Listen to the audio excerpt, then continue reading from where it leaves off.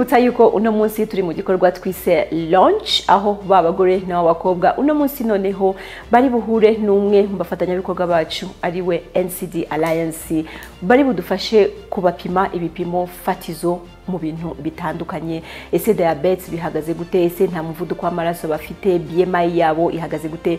Ibyo ni ibipimo tubafata mbere yuko batangira academy kugira ngo turebe ko baje ari bazima, baje bazashobora gahunda y'imirire myiza na sport. Tudatinze rero tujyane turebe uko icyo gikorwa kifashe. Mission Slim and Fit, Slim and Fit, Slim and Fit, season ya kane. Haje benshi amahirwe asekera bake muri gahunda yo kwirinda indwara zitandura hagamijwe kugabanya umubyibuho ukabije. Mu nsanganyamatsiko igira iti twimenye, twirinde, twikunde. Mu bamahirwe yasekeye harimo Musabende Jacqueline, Mugirasoni Giselle Bertine, Uwimana Christine, Yankurije Agnes, Mugwaneza Grace, Tuyishime Esperance, Tuyishime Nadine, Gikundiro Debola, Kanzaire Eugenie, Ingabire Tona Nancy, Bizimungu Nadine, Mbabazi Edith, Ilaba Monique, Mukarukundo Antoinette,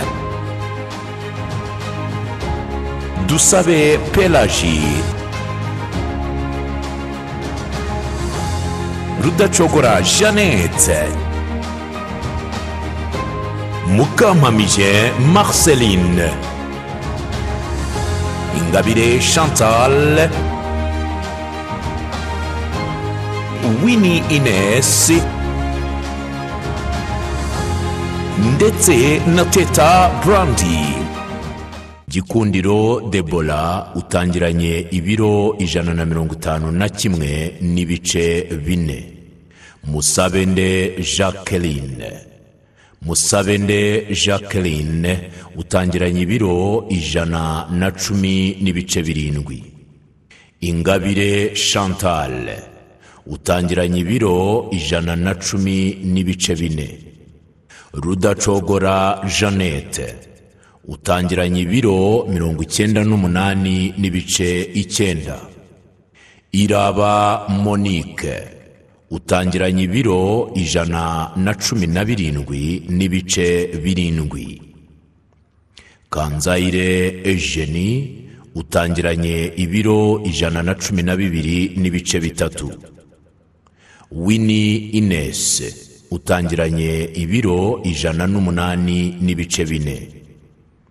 Yankurije Agnes utangiranye ibiro 146 n'ibice 4. Mukarukundo Antoinette utangiranye ibiro 145 n'ibice 7. Uwimana Christine utangiranye ibiro 123 n'ibice 8.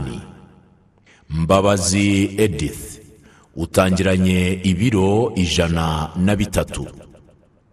Tuyishime Esperance utangiranye ibiro 112. Mugirasoni Giselle Bertine utangiranye ibiro 116.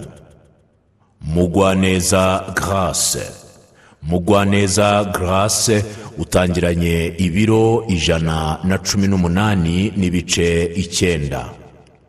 Bizimungu Nadine, Bizimungu Nadine utangiranye ibiro 172 n'ibice 5. Dusabe Pelagie, Dusabe Pelagie utangiranye ibiro 115 n'ibice 6. Teta Brandy utangiranye ibiro 116 n'ibice 7. Ingabire Tona Nancy utangiranye ibiro 100 n'ibice 8. Naho Tuyishime Nadine utangiranye ibiro 122 n'igice 1. Umubyibuho ukabije ni umwe mu bitera indwara zitandura. Aha rero twafashe ibipimo, mwabonaga dufata umuvuduko w'amaraso, twafashe n'ibipimo by'isukari mu maraso, tugira ngo turebe se uyu muntu nta diyabete afitemo. Twafashe n'umuzenguruko mu nda, se ibinure bimeze gute mu nda yiwe.